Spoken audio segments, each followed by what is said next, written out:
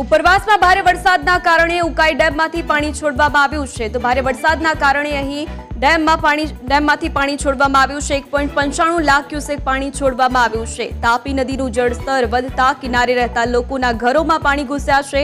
સુરતના ચોક બજાર કિલ્લાની પાછળ કાચા મકાનો પાણીમાં ગરકાવ થયા છે।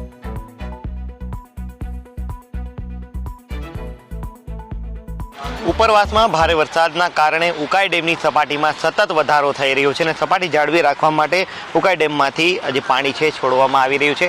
1,95,000 ક્યુસેક પાણી છે તે ઉકાઈ ડેમમાંથી છોડવામાં આવી રહ્યું હોવાના કારણે સુરતની તાપી નદી છે બે કાંઠે વહી રહી છે। મહત્વની વાત છે કે તાપી નદીમાં જળસ્તરમાં વધારો થતાં આજે સુરતના ચોક બજાર કિલ્લા પાછળ જે વસાહત આવેલી છે, જે કાચા મકાનો છે તે પાણીમાં ગરકાવ થઈ ગયા છે। લોકો પોતાની ઘર વખરી છે તે અલગ જગ્યા પર શિફ્ટ કરી રહ્યા છે।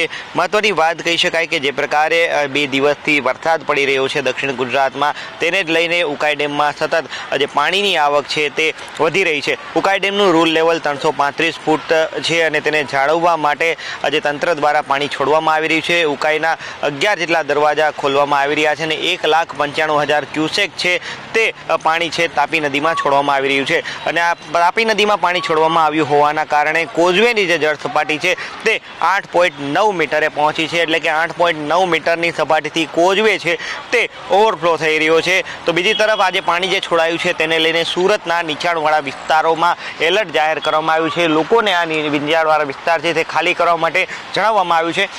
તેને જ લઈને આજે લોકો છે તે પોતાના ઘરમાંથી ઘર વખરી છે તે બહાર કાઢી રહ્યા છે।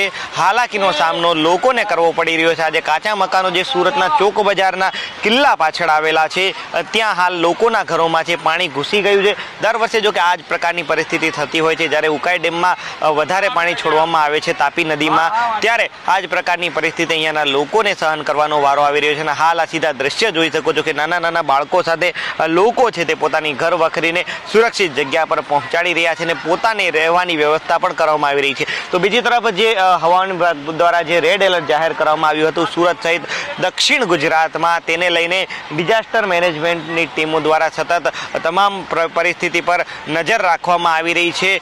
આ ઉપરાંત નીચાણવાળા જે વિસ્તારો છે તેને ખાલી કરાવવાની તજવીજ પણ હાથ ધરવામાં આવી રહી છે। એટલે આ જે લોકો છે તેમની સાથે વાત કરવાનો પ્રયાસ કરીશું કે કઈ પ્રકારની પરિસ્થિતિ હાલ સર્જાય છે। શું નામ છે તમારું? भाई क्या हुआ इधर? कब से पानी आया? એ તો ક્યારનો સવારથી જ ચાલુ છે પાણી તો। કેટલું પાણી આવ્યું છે ત્યારે? 2 લાખ। ઘરમાં કેટલું પાણી છે? ઘરમાં તો ઘૂંટણ ટકી પાણી છે। હવે આ ક્યાં લઈ જશો, ક્યાં સામાન? ઉપર ગયા કસ્ટમ કરીને। દર વર્ષે પાણી આવે? હા, દર વર્ષે આવે। કોઈ સૂચના આપી છે મકાન ખાલી કરવાની? કોઈ સૂચના નહીં આવે। આ બાળકો હવે ક્યાં રહેશે? આ બાળકો રહેશે ક્યાં? એ તો ઉપર દાદીના ટા ચાલ્યા જશે। જી, ચોક્કસથી આજે બાળકો છે તેઓને માટે કોઈ પણ સુવિધા નથી। શું નામ છે તમારું? મારું નામ રમીલા છે। રમીલાબેન, ક્યારથી પાણી આવ્યું? આ 10 વર્ષનું રામાયણ છે ભાઈ। અમારો 8-10 વર્ષ થઈ ગયા સર્વે કરીને કોઈ કઈ આપતું નથી, એટલે હમણાં અત્યારે બધા આવીને પૂછીને ચાલ્યા જાય, પછી ઉતરે ને એટલે અહીંયા કચરો વાળવા બી કોઈ દેખાય નહીં। કેટલા વર્ષથી પાણી આવે છે અહીંયા? અમારો આખું બચપન ચાલ્યું ગયું, અહીંયા જ પેદા થઈને આટલા મોટા થઈ ગયા। હવે અમારા પોયરા અમે બી જોયું, અમારા પોયરા બી જોઈશે। હવે કેટલી તકલીફ કેટલી પડે છે? તકલીફ તમે જ જોઈ લો નહીં। હવે એક બાજુ વરસાદ, એક બાજુ પાણી, સામાન કાઢીએ કે પોયરા હચાવીએ। રહેવા ક્યાં જશો હવે? અહીંયા ઉપર ફૂટપાથ પર પડી રહેવાનું વરસાદમાં। શું કરવાનું? કોઈ અધિકારી કોઈ પૂછવા આવ્યું? કોઈ અધિકારી નહીં આવે ને કોઈ સરકાર બી કોઈ જોવા નહીં આવે। જમારી જરૂર હોય ને ત્યારે હમણાં તમે બધા પૂછીને ચાલ્યા જાય, પાણી ઉતારે એટલે કોઈ ઊંઘવાનું બી નથી અમને। જી, ચોક્કસથી એટલે કે લોકોનો પણ એક રોષ છે તે જોવા મળી રહ્યો છે। અધિકારીઓ પણ અહીંયા જે પૂછવા માટે આવતા નથી। પાણી આ પ્રકારે જે ઘૂસી ગયા છે લોકોના ઘરમાં, તેને લઈ લોકો માટે પણ રહેવાની કોઈ પણ પ્રકારની વ્યવસ્થા છે તે કરવામાં આવી નથી। લોકો એક જ માગણી કરી રહ્યા છે કે તેમને આજે રહેવા માટે ઘર આપવામાં આવે, જેથી કરીને તેમને આ પ્રકારે મુશ્કેલી ન પડે। હવે આજે ઘરમાં રહેતા હતા તે ઘરમાં પાણી આવ્યું હોવાના કારણે હવે ચાલુ વરસાદમાં લોકોને ફૂટપાથ પર રહેવા માટે મજબૂર થવું પડશે। કેમેરા પર્સન દેવાંગ રાણા સાથે મિત્રુપા, ન્યૂઝ કેપિટલ, સુરત।